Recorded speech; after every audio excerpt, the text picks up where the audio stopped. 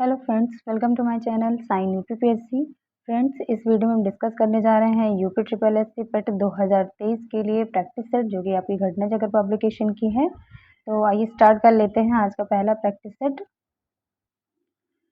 पहला क्वेश्चन है, भारत अपनी अंतर्राष्ट्रीय सीमा सबसे कम किस देश से साझा करता है?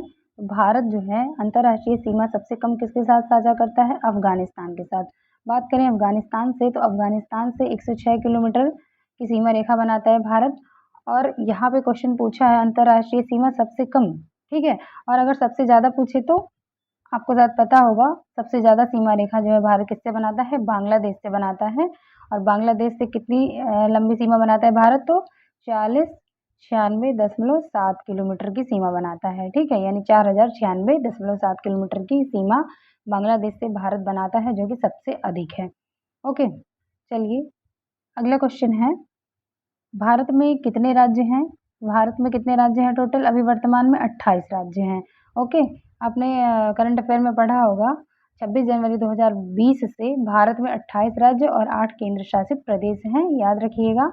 और भारत का जो नवीनतम केंद्र शासित प्रदेश है वो कौन सा है? दादरा और नगर हवेली तथा दमन और दीव है।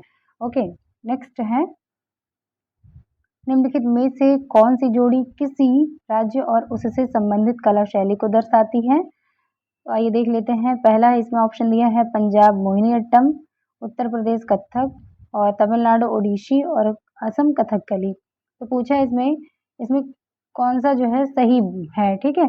तो उत्तर प्रदेश कथक जो है ये आपका सही है, बाकी सभी ऑप्शन गलत हैं, ठीक है। उत्तर प्रदेश में जो है यहाँ पे कौन सी नृत्य शैली फेमस है? कथक है। और बात करें मोहिनीअट्टम, तो मोहिनीअट्टम आपको पता होगा मोहिनीअट्टम कहाँ का है? केरल का है, ठीक है। मोहिनीअट्टम जो है वो केरल का है। और ओडिसी ओडिशा का है और कथकली भी केरल का है। ओके, और ऐसे भरतनाट्यम है तो भरतनाट्यम जो है तमिलनाडु का है, ठीक है। और सत्रिया जो है असम का है। ओके, चलिए आगे देख लेते हैं। नेक्स्ट क्वेश्चन है, भारत में सर्वोच्च वीरता पुरस्कार कौन सा है? भारत में जो है सर्वोच्च वीरता पुरस्कार कौन सा है? आपने पढ़ा होगा परमवीर चक्र। ओके, परमवीर चक्र जो है ये आपका भारत का जो है सर्वोच्च सैन्य अलंकरण है। और ये कब दिया जाता है? तो यह पदक जो है युद्ध के दौरान वीरता के विशिष्ट कार्य प्रदर्शित करने पर दिया जाता है। और बात करें अशोक चक्र, तो अशोक चक्र जो है ये भी आपका देश का सर्वोच्च वीरता सम्मान है, लेकिन ये आपका डिफरेंस क्या है इसमें? तो ये क्या है, जो है शांति काल में दिया जाता है, ठीक है। भारत का जो सर्वोच्च वीरता पुरस्कार है, ठीक है, बात कर रहे हैं हम, क्वेश्चन में क्या पूछ रहा है? भारत का सर्वोच्च वीरता पुरस्कार। तो भारत की सर्वोच्च वीरता पुरस्कार की बात करते हैं तो परमवीर चक्र, जो कि आपका ये युद्ध के दौरान दिया जाता है विशिष्ट कार्य प्रदर्शित करने के लिए, ठीक है। और शांति काल में जो है दिया जाने वाला सर्वोच्च वीरता पुरस्कार कौन सा? अशोक चक्र है। तो इन दोनों में डिफरेंस याद रखिएगा। नेक्स्ट क्वेश्चन है, अंतर्राष्ट्रीय पर्वतीय दिवस किस तारीख को मनाया जाता है? तो अंतर्राष्ट्रीय पर्वतीय दिवस जो मनाया जाता है वो आपका कब मनाया जाता है? 11 दिसंबर को मनाया जाता है। ओके, चलिए आगे देखते हैं। निम्नलिखित में से किस वर्ष में दक्षिण एशियाई क्षेत्रीय सहयोग संगठन सार्क की स्थापना की गई थी? सार्क की स्थापना कब की गई थी? ये आपका 1985 में। आपको बता दें कि सार्क की जो स्थापना है वो 8 दिसंबर 1985 को की जाती है, ठीक है। 8 दिसंबर 1985, ये याद रखिएगा डेट। सार्क की स्थापना 8 दिसंबर 1985 को की गई थी। और इसका जो है हेडक्वार्टर कहाँ है सार्क का? आपने पढ़ा होगा, सार्क का मुख्यालय कहाँ है? काठमांडू में है। काठमांडू क्या है? नेपाल की राजधानी जो है वो काठमांडू है, ठीक है। तो यहाँ पे आपका सार्क का मुख्यालय है। सार्क की फुल फॉर्म की बात करते हैं अगर, ठीक है, तो सार्क का फुल फॉर्म क्या होता है? South Asian association for regional cooperation. Okay, repeat करते हैं, सार्क का फुल फॉर्म होता है south Asian association for regional cooperation, ठीक है। बात करें सार्क में वर्तमान में कितने सदस्य हैं, तो सार्क में जो है कुल वर्तमान में 8 सदस्य हैं। 8 सदस्य कौन कौन से हैं? ध्यान से सुन लीजिएगा इसको, बांग्लादेश, भूटान, भारत, मालदीव, नेपाल, पाकिस्तान, श्रीलंका और अफगानिस्तान। ओके, रिपीट करते हैं, सार्क में कुल टोटल 8 देश हैं। कौन कौन से हैं? बांग्लादेश, भूटान, भारत, मालदीव, नेपाल, पाकिस्तान, श्रीलंका और अफगानिस्तान। ओके, चलिए अगला क्वेश्चन है, निम्नलिखित में से कौन सा पहाड़ी इलाका यानी हिल स्टेशन उत्तराखंड में नहीं है? तो उत्तराखंड में कौन सा पहाड़ी इलाका यानी हिल स्टेशन नहीं है? दरिंगबाड़ी नहीं है। ठीक है, इसके अलावा जो है नैनीताल, मसूरी, चकराता ये सभी हिल स्टेशन जो है उत्तराखंड में है। दरिंगबाड़ी ये उत्तराखंड में ना होकर ये आपको कहाँ पड़ता है? उड़ीसा में है। ठीक है, दरिंगबाड़ी उड़ीसा में है, याद कर लीजिएगा। ओके, नेक्स्ट है गोल किस प्रसिद्ध भारतीय खिलाड़ी की आत्मकथा है? गोल जो है ये प्रसिद्ध हॉकी के खिलाड़ी जो थे मेजर ध्यानचंद इनकी ऑटोबायोग्राफी है यानी आत्मकथा है। ओके, गोल जो है ये मेजर ध्यानचंद, ठीक है, मेजर ध्यानचंद की प्रसिद्ध आत्मकथा है, जो कि कौन थे? हॉकी के प्रसिद्ध खिलाड़ी थे मेजर ध्यानचंद। ओके, नेक्स्ट है लोकसभा के लिए चुनाव में निर्वाचित होने के लिए किसी व्यक्ति के लिए न्यूनतम आयु सीमा कितनी है? तो लोकसभा के लिए आपको पता होगा 25 वर्ष है, और अगर बात करें राज्यसभा के लिए तो राज्यसभा के लिए कितनी है? 30 वर्ष है। ठीक है, याद रखिएगा, राज्यसभा के लिए 30 वर्ष है और लोकसभा के लिए न्यूनतम आयु सीमा कितनी है निर्वाचित होने के लिए? 25 वर्ष है। ओके, चलिए अगला है मिश्रित अर्थव्यवस्था का क्या अर्थ है? मिश्रित अर्थव्यवस्था का अर्थ क्या हो जाएगा? जहां कृषि और उद्योग दोनों को समान महत्व दिया जाता है, जहां राष्ट्रीय अर्थव्यवस्था में सार्वजनिक क्षेत्र के साथ साथ निजी क्षेत्र भी विद्यमान हो, जहां राष्ट्रीय अर्थव्यवस्था में भूमंडलीकरण की प्रक्रिया भारी मात्रा में स्वदेशी से प्रभावित हो। ये ऑप्शन डी है, जहां आर्थिक नियोजन और विकास में केंद्र और राज्य की समान भागीदारी हो। तो इसमें कौन सा ऑप्शन सही हो जाएगा? मिश्रित अर्थव्यवस्था क्या होती है? ऑप्शन बी सही है यहाँ पे, जहां राष्ट्रीय अर्थव्यवस्था में सार्वजनिक क्षेत्र के साथ साथ निजी क्षेत्र भी विद्यमान होते हैं। वो कौन सा क्षेत्र कहलाता है? मिश्रित अर्थव्यवस्था कहलाता है। ओके, नेक्स्ट है हरित क्रांति का सर्वाधिक प्रभाव किसमें देखा गया था? तो हरित क्रांति का जो प्रभाव है सर्वाधिक जो है प्रभाव किसमें देखा गया? गेहूं में देखा गया था। इसके बाद अगर सेकंड बात करें तो गेहूं के बाद जो है चावल में देखा गया था। ये सेकंड नंबर पे चावल आ जाता है, फर्स्ट नंबर पे आपका गेहूं है। ठीक है, चलिए, और हरित क्रांति की जो है शुरुआत कब हुई थी? ये 1960 के दशक में हुई थी। और इसकी अगर बात करें हरित क्रांति के जनक कौन है पूरे विश्व में बात करें तो नॉर्मन बोरलॉग थे, जो कि मैक्सिको के थे। और अगर भारत में हरित क्रांति के जनक की बात करें तो एम.एस. स्वामीनाथन है, जिनका भी हाल ही में निधन हो गया है। ओके, नेक्स्ट क्वेश्चन है भारतीय रिजर्व बैंक का राष्ट्रीयकरण किस वर्ष किया गया? भारतीय रिजर्व बैंक यानी आरबीआई का राष्ट्रीयकरण कब किया गया था? 1949 में किया गया था। आपको बता दें कि आरबीआई की स्थापना जो है ये 1 अप्रैल 1935 को हुई थी। ठीक है, आरबीआई की स्थापना 1 अप्रैल 1935 को हुई थी। और किस एक्ट के तहत हुई थी? तो ये reserve bank of India act, RBI act 1934 के तहत 1 अप्रैल 1935 को रिजर्व बैंक की स्थापना होती है। ठीक है, और जब इसकी स्थापना हुई थी तो इसकी कुल पूंजी जो थी कितनी थी? 5 करोड़ रुपए। ठीक है, और इसका राष्ट्रीयकरण कब किया गया? तो 1 जनवरी 1949 को। ठीक है, ये याद रखिएगा। 3 डेट आपको यहाँ पे याद। आरबीआई की जो स्थापना है वो reserve bank of India act 1934 के तहत हुई थी। और कब हुई थी? तो 1 अप्रैल 1935 को हुई थी। और इसका राष्ट्रीयकरण कब किया गया? तो 1 जनवरी 1949 को किया गया। इतने 2-3 पॉइंट आपको याद रखने हैं। और आरबीआई का जो हेडक्वार्टर है ये कहाँ पे है? मुंबई में है। तो ये भी आपको याद रखना है। ठीक है, चलिए अगला क्वेश्चन है काली क्रांति संबंधित है। तो काली क्रांति जो है किससे संबंधित है? काली क्रांति मत्स्य उत्पादन, कोयला उत्पादन, कच्चा तेल उत्पादन, सरसों उत्पादन, किससे संबंधित है काली क्रांति? ये आपको कच्चा तेल उत्पादन से संबंधित है। ओके, और भी कुछ क्रांतियां आपके लिए आपको पता है मत्स्य उत्पादन जो है ये आपका किससे संबंधित है? नीली क्रांति से संबंधित है। ओके, और बात करें अगर सरसों उत्पादन जो है वो पीली क्रांति से संबंधित है। श्वेत क्रांति दुग्ध उत्पादन से संबंधित है। ठीक है, और इसी तरह से जो है आपका हरित क्रांति खाद्यान्न उत्पादन से संबंधित है। और लाल क्रांति जो है वो टमाटर और मांस उत्पादन से संबंधित है। तो ये कुछ पॉइंट्स जो है आपको याद रखना है। चलिए अगला क्वेश्चन है योजना आयोग के स्थान पर नीति आयोग का गठन कब हुआ था? योजना आयोग के स्थान पर नीति आयोग का गठन कब हुआ था? 1 जनवरी 2015 को हुआ था। इम्पोर्टेंट है, याद रखिएगा। ठीक है, चलिए अगला क्वेश्चन है। और अगर बात करें कि योजना आयोग यानी नीति आयोग, तो नीति आयोग के जो है अध्यक्ष कौन होते हैं? तो प्रधानमंत्री होते हैं। इतना आपको याद रखना है। ओके, नेक्स्ट क्वेश्चन है प्रकाश की तरंग दर को मापने की इकाई क्या है? तो प्रकाश की तरंग दर को मापने की इकाई क्या होती है? एंगस्ट्रॉम ओके, एक एंगस्ट्रॉम में कितने मीटर होते हैं? एक एंगस्ट्रॉम में कितने मीटर होते हैं? 10⁻⁻10 मीटर होते हैं। ओके, चलिए अगला क्वेश्चन है, टीवी रिमोट कंट्रोल डैश के सिद्धांत पर कार्य करता है। तो टीवी रिमोट का जो कंट्रोल होता है वो किसके सिद्धांत पर कार्य करता है? Infrared rays.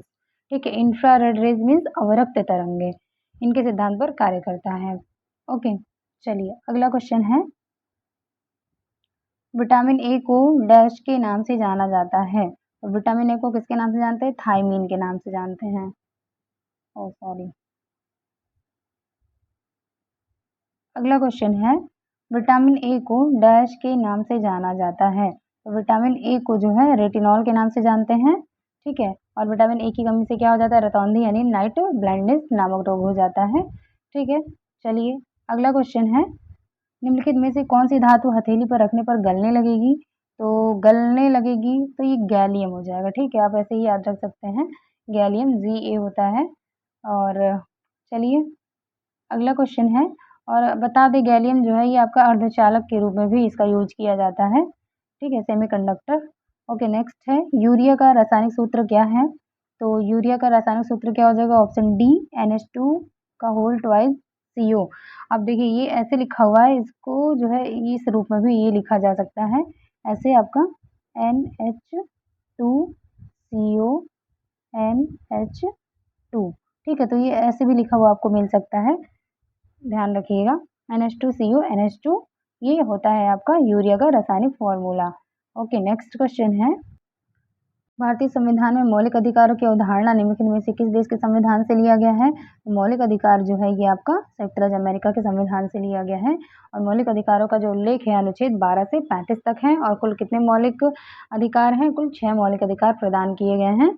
ठीक है, चलिए अगला क्वेश्चन है, कौन से संविधान से राज्य नीति निर्देशक तत्व अपनाए गए हैं? तो राज्य के नीति निर्देशक तत्व जो है ये आयरलैंड के संविधान से अपनाए गए, यानी आयरिश संविधान से। ओके, नेक्स्ट क्वेश्चन है, भारत का संविधान दिवस डैश को आता है? तो संविधान दिवस जो है कब मनाया जाता है? ये 26 नवंबर को मनाया जाता है, क्योंकि भारत का जो संविधान है वो कब अंगीकृत, अधिनियमित और आत्मार्पित किया गया था? तो 26 नवंबर 1949 को। इसलिए संविधान दिवस जो है ये 26 नवंबर को ही मनाया जाता है। ओके, नेक्स्ट क्वेश्चन है, यह निर्णय लेने का अधिकार किसको है कि बिल मुद्रा बिल है अथवा नहीं?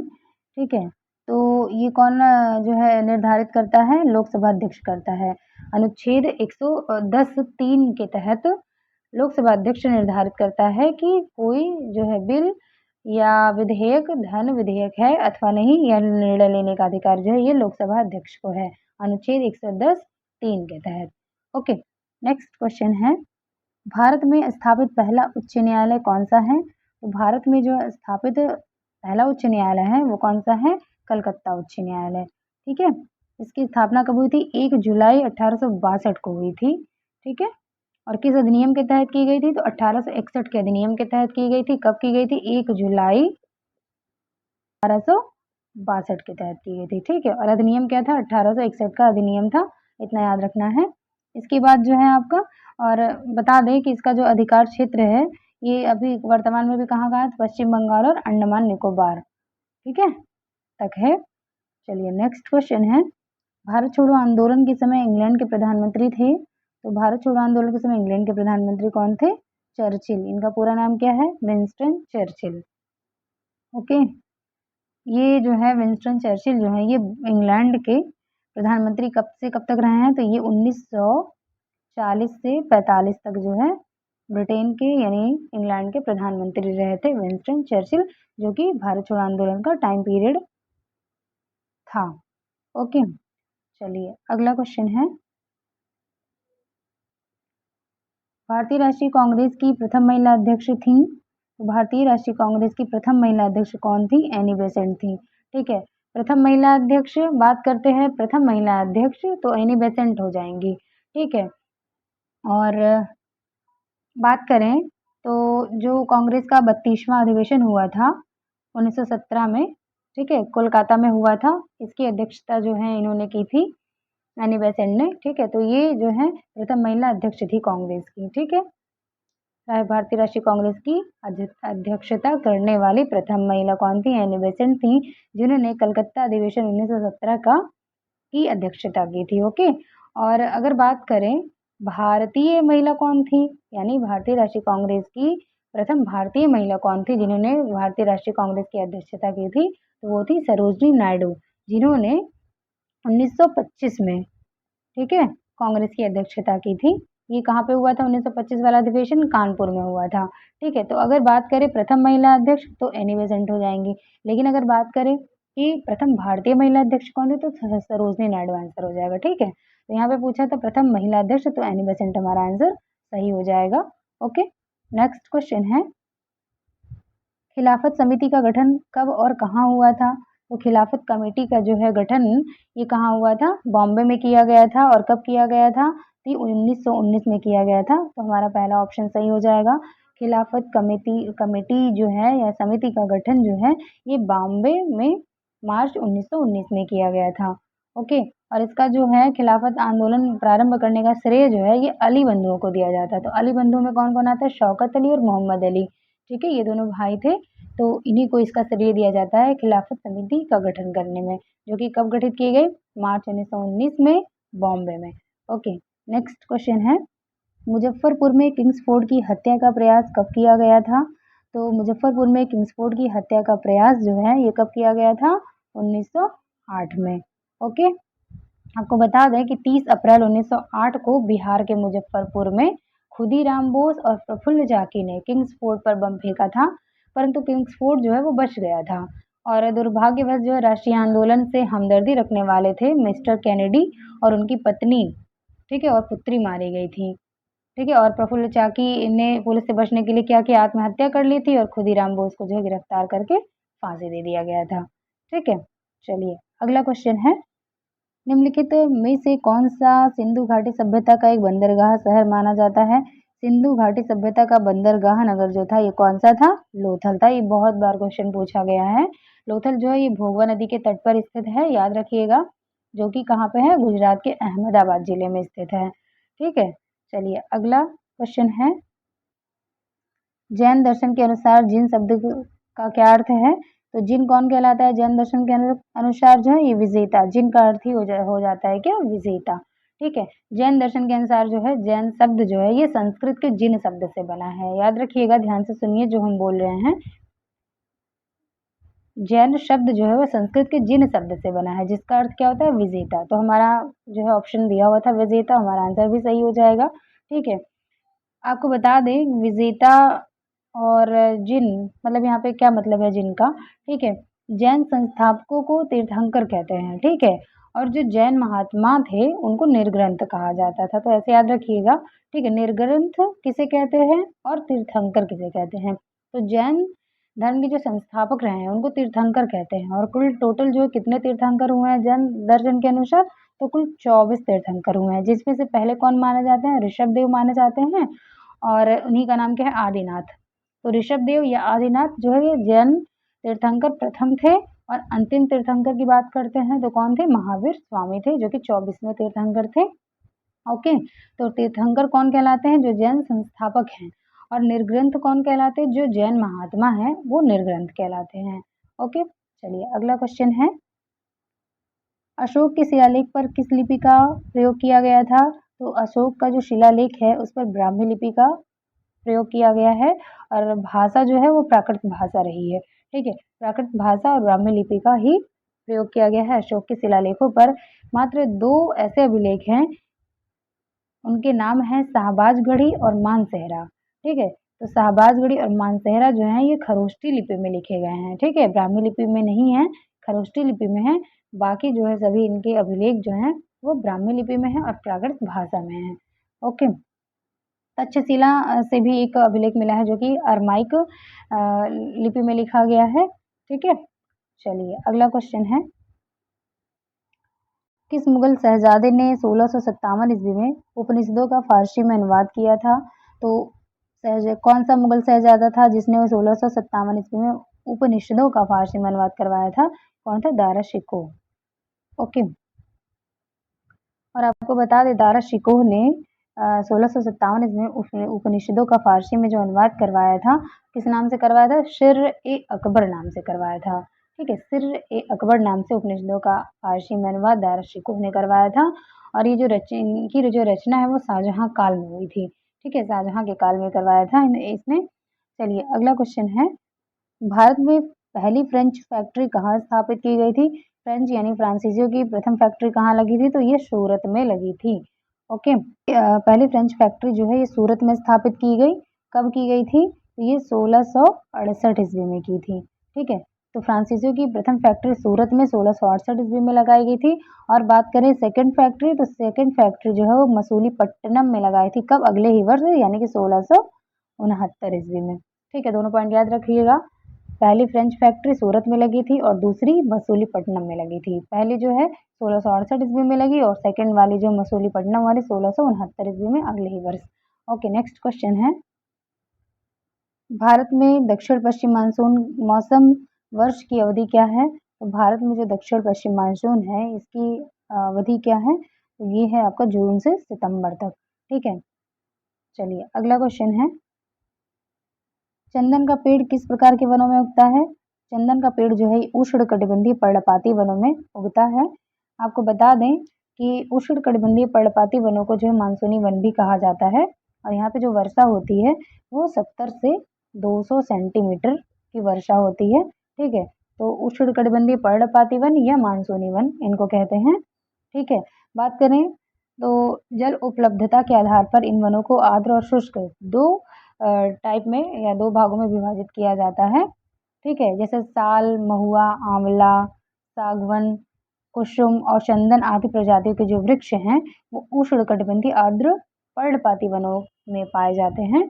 और चंदन का पेड़ जो है भारत के कर्नाटक राज्य में प्रमुख रूप से पाया जाता है। याद रखिएगा, चंदन के जो वृक्ष हैं वो मुख्यतः कर्नाटक राज्य में पाए जाते हैं। और आर्द्र पर्णपाती वन प्रायः जो है भारत के उत्तर पूर्वी राज्यों जैसे कि आपका नॉर्थ ईस्ट हो गया और हिमालय के जो गिरिपात क्षेत्र हैं और पश्चिमी घाट के पूर्वी ढालों जैसे कि उड़ीसा आदि में पाए जाते हैं। ठीक है, उष्णकटिबंधीय पर्णपाती वन। ओके, चलिए अगला क्वेश्चन है, पश्चिमी व पूर्वी घाटों का मिलन कहाँ होता है? तो पश्चिमी व पूर्वी घाटों का जो मिलन है ये कहाँ होता है? नीलगिरी की पहाड़ियों पे होता है। ठीक है, तो नीलगिरी पहाड़ियों को जो है ब्लू माउंटेन के नाम से भी जाना जाता है। याद रखिएगा, नीलगिरी की पहाड़ियों को ब्लू माउंटेन के नाम से भी जाना जाता है। और बात करें अगर कि नीलगिरी पहाड़ी का जो सर्वोच्च शिखर है वो कौन सा है? डोडा बेट्टा है, जिसकी ऊंचाई कितनी है? 2637 मीटर है। ठीक है, ये बात कर रहे हैं नीलगिरी पहाड़ियों की। तो नीलगिरी पहाड़ियों की सबसे ऊंची चोटी कौन है? डोडा बेट्टा, जिसकी ऊंचाई 2637 मीटर है। और बात करें अगर दक्षिण भारत की सबसे ऊंची चोटी की, दक्षिण भारत की सबसे ऊंची चोटी जो कि पश्चिमी घाट का सर्वोच्च शिखर है, कौन सा? अनाईमुडी। ठीक है, अनाईमुडी है दक्षिण भारत की सबसे ऊंची चोटी, अनाईमुडी है जिसकी ऊंचाई 2695 मीटर है। ठीक है, अनाईमुडी की। और जो नीलगिरी पहाड़ी की सबसे ऊंची चोटी है डोडा बेट्टा, वो दक्षिण भारत की सेकंड हाईएस्ट सर्वोच्च शिखर है। ठीक है, चलिए अगला क्वेश्चन है, भारत का सबसे बड़ा सौर शक्ति संयंत्र कहाँ स्थित है? तो भारत का सबसे बड़ा सौर शक्ति संयंत्र जो है ये कहाँ स्थित है? भादला में। ठीक है, आपको बता दें ये भादला जो है ये आपका राजस्थान में पड़ता है। ठीक है, तो भादला जो कि राजस्थान में पड़ता है ये क्या है? भारत का सबसे बड़ा सौर शक्ति संयंत्र है। ठीक है, ये याद रखना है। चलिए अगला क्वेश्चन है, निम्नलिखित में से किसने भारत सरकार अधिनियम 1935 को गुलामी का अधिकार पत्र कहा था? तो 1935 का जो एक्ट है ये आपके देखिए पेट के सिलेबस में मेंशन भी किया हुआ, सीधे सवाल से क्वेश्चन पूछ रहा है कि भारत सरकार अधिनियम 1935 को गुलामी का अधिकार पत्र किसने कहा था? तो जवाहरलाल नेहरू ने कहा था। ठीक है, जवाहरलाल नेहरू ने क्या कहा था? गुलामी का अधिकार पत्र या दास्ता का आज्ञा पत्र कहा था। ठीक है, चलिए अगला क्वेश्चन है, भारत की सबसे लंबी नदी का नाम क्या है? भारत की सबसे लंबी नदी कौन सी है? गंगा नदी है, जिसकी लंबाई कितनी है? 2525 किलोमीटर है। ठीक है, 2525 किलोमीटर ये है गंगा नदी की लंबाई जो है भारत में 2525 किलोमीटर। ओके, और इसकी मुख्य धारा जो है भागीरथी का उद्गम जो होता है, यानी कि बात करें गंगा नदी की मुख्य धारा तो मुख्य धारा क्या कहलाती है? भागीरथी। और इसका जो उद्गम होता है वो कहाँ से होता है? गंगोत्री ग्लेशियर से गोमुख नामक स्थान पर होता है। ठीक है। और टिहरी में इससे जो है कौन सी नदी मिलती है? भिलंगना नदी मिलती है। और देवप्रयाग में अलकनंदा आके मिल जाती है। ठीक है। वहां से क्या कहलाती है? गंगा कहलाती है। ठीक है।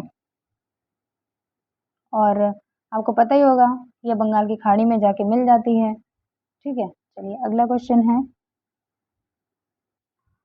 निम्नलिखित का मिलान कीजिए। यहाँ पे देश और राजधानियां दिया हुआ है। ठीक है। पहला दिया है इटली, मिलान करना है। अब देखिए इटली की राजधानी क्या है? ये ऑब्वियसली जितना भी यहाँ पे दिया हुआ सबको पता ही होगा। इटली की राजधानी क्या है? रोम है। ठीक है। फिनलैंड की राजधानी क्या है? इटली की राजधानी रोम हो गई। फिनलैंड की हेलेंसिकी है। कनाडा की ओटावा है। और यूक्रेन की कीव है, जो कि बहुत ही करंट अफेयर में रहा है। हमारा ऑप्शन कौन सा सही हो जाएगा इसके अकॉर्डिंग? 2 3 4 1। तो 2 3 4 1 ऑप्शन बी इज करेक्ट। ठीक है। इटली की राजधानी क्या है? रोम है। फिनलैंड की हेलेंसिकी है। कनाडा की ओटावा है एंड यूक्रेन की कीव है। ओके फ्रेंड्स, अभी इस वीडियो में क्वेश्चन नंबर 40 तक ही सॉल्व करेंगे। वीडियो बहुत लंबी हो जाएगी और इसके आगे मिलते हैं नेक्स्ट वीडियो में। अगर आपको वीडियो अच्छी लगी तो please do like share and subscribe my channel. Thank you.